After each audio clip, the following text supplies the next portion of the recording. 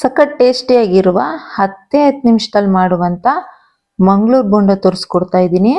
So ಇದು evening ಸ್ನ್ಯಾಕ್ಸಿಗೆ ತುಂಬ ಚೆನ್ನಾಗಿರುತ್ತೆ. ಒಂದ್ಸಲ ಇದನ್ನ ಟ್ರೈ ಮಾಡಿ ನೋಡಿ, ಅದು ಹೇಗೆ ಮಾಡೋದು ಅಂತ ನೋಡ್ಕೊಳ್ಳೋಣ.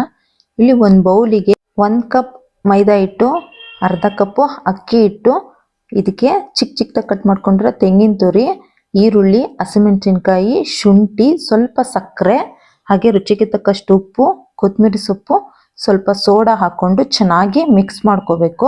ಮಿಕ್ಸ್ ಮಾಡ್ಕೊಂಡು ಇದಕ್ಕೆ 1 ಕಪ್ ಆಗುವಷ್ಟು ಮೊಸರು, ಅದೇ 1 ಕಪ್ ಆಗುವಷ್ಟು ನೀರನ್ನ ಸೇರಿಸ್ಕೊಂಡು ಚೆನ್ನಾಗಿ ಮಿಕ್ಸ್ ಮಾಡ್ಕೋಬೇಕು. ಮಿಕ್ಸ್ ಮಾಡ್ಕೊಂಡು ಒಂದು ಅರ್ಧ ಗಂಟೆ ಇದನ್ನ ನೆನೆಲಿಕ್ಕೆ ಬಿಡಬೇಕು. ಇದು ಅರ್ಧ ಗಂಟೆ ಆಗಿದೆ. ಇದನ್ನ ಚೆನ್ನಾಗಿ ಮಿಕ್ಸ್ ಮಾಡ್ಕೊಂಡು ಕಾದಿರೋ ಎಣ್ಣೆಗೆ ಒಂದೊಂದನ್ನೇ ಹಾಕ್ಕೋಬೇಕು. ಹಾಕ್ಕೊಂಡು ಚೆನ್ನಾಗಿ ಕ್ರಿಸ್ಪ್ ಆಗೋವರೆಗೂ ಬೇಯಿಸ್ಕೊಂಡ್ರೆ 10 ನಿಮಿಷದಲ್ಲಿ ತುಂಬ ಟೇಸ್ಟಿಯಾಗಿರುವಂಥ ಮಂಗಳೂರು ಬೋಂಡ ರೆಡಿಯಾಗಿದೆ. ಇದು ಈವ್ನಿಂಗ್ ಸ್ನ್ಯಾಕ್ಸಿಗೆ ಅಥವಾ ಯಾರಾದರೂ ಗೆಸ್ಟ್ ಬಂದಾಗ ಇದನ್ನು 10 ನಿಮಿಷದಲ್ಲಿ ಮಾಡಿಕೊಡ್ಬೋದು.